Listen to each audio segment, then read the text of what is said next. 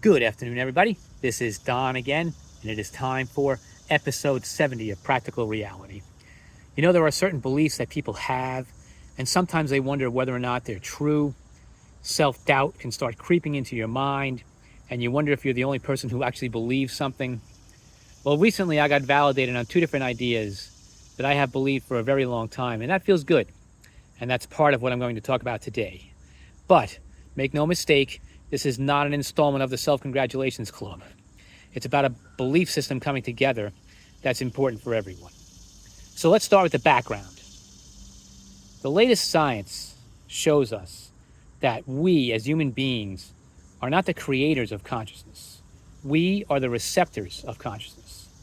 The universe around us is a conscious being. Now, this might sound like a crazy concept, but think about this for a second. What have we seen being proven or discovered over the past, say, like 25 years? The trees talk to each other. Elephants can communicate across vast distances. Killer whales hunt in intelligent packs.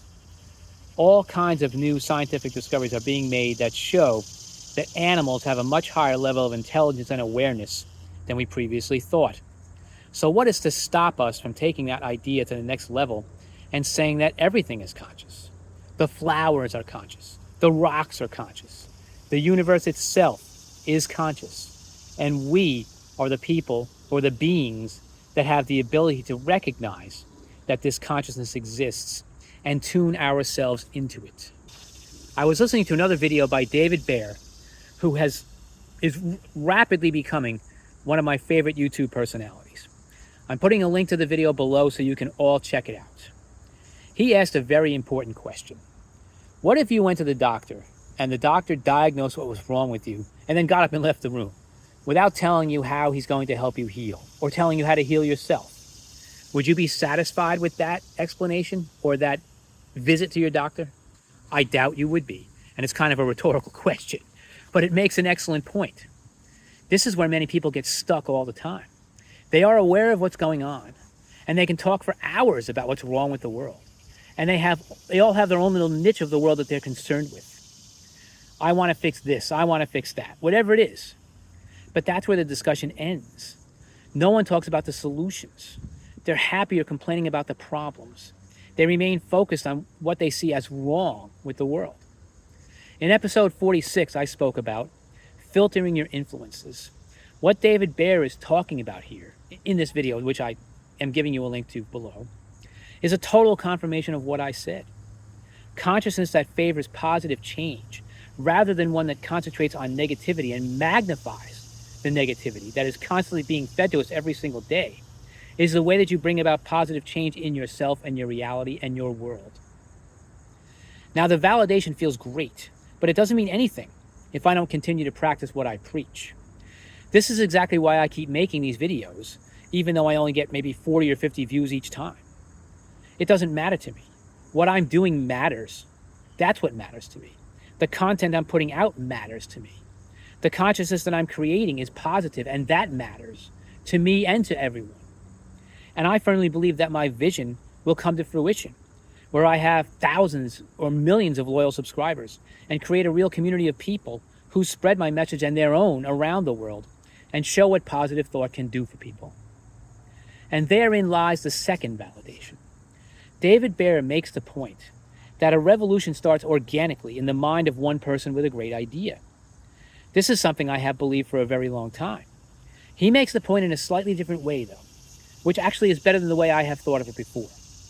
If we are the receptors of consciousness, then we don't create the idea.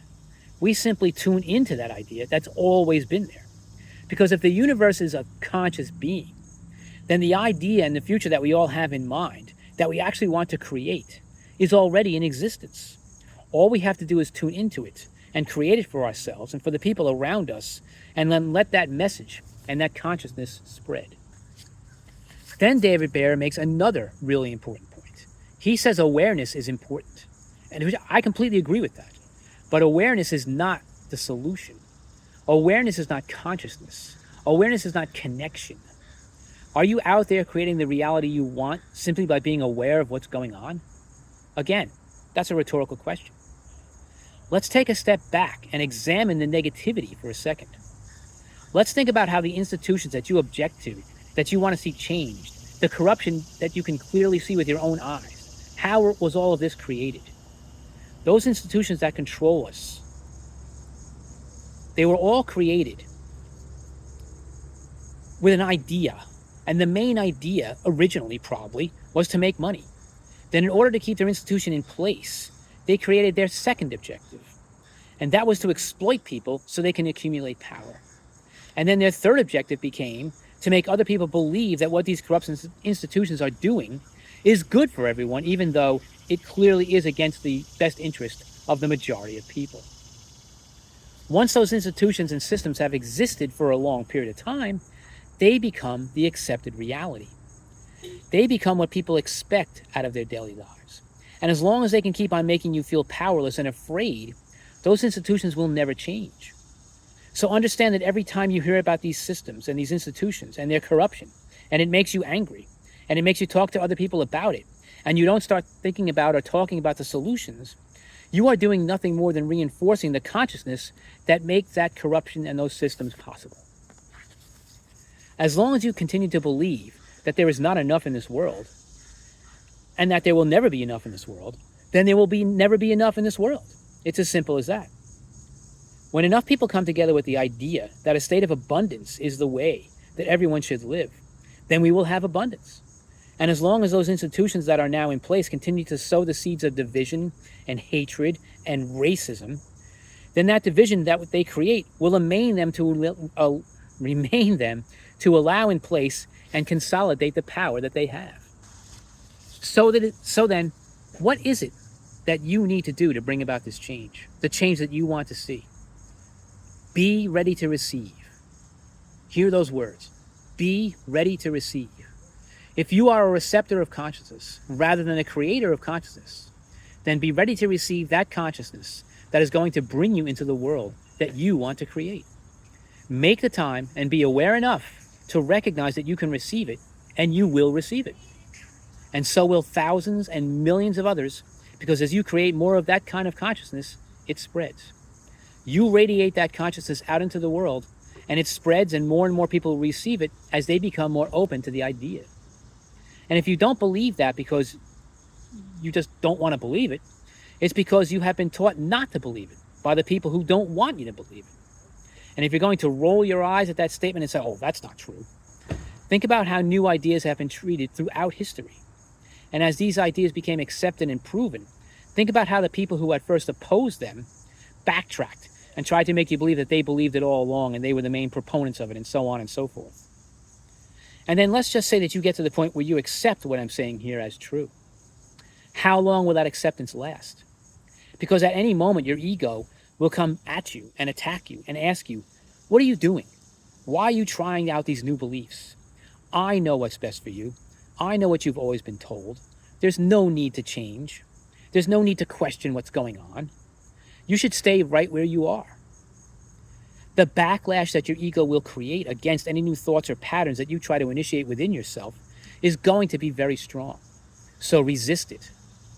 The corrupt institutions that you are objecting to, that you want to see change, are counting on your ego to stop you right in your tracks.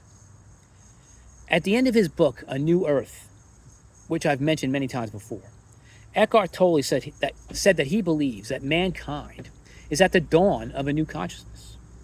Overcoming your ego, which is the trap that keeps you stuck in your present reality, is the key to developing a new sense of consciousness. And the key to creating that consciousness is to create the space and time for yourself to think about the life that you actually want to live, and ignore your present reality to the point where you can imagine yourself already having everything that you want and generating the feelings and emotions that accompany the accomplishment of your dreams. This is the kind of reality that every person should be trying to create for themselves. All of the negative emotions that are constantly being reinforced by the mainstream media, by the people in power, lock you into a state of mind that tells you that this is the way things are, and this is the way things will be. And that is not true. And it doesn't have to be true if you become a receptor of consciousness. Then we in turn can influence that consciousness with our powerful minds to create the life we want, and therefore create the life that everybody wants, a happier, more abundant, more peaceful life for everyone.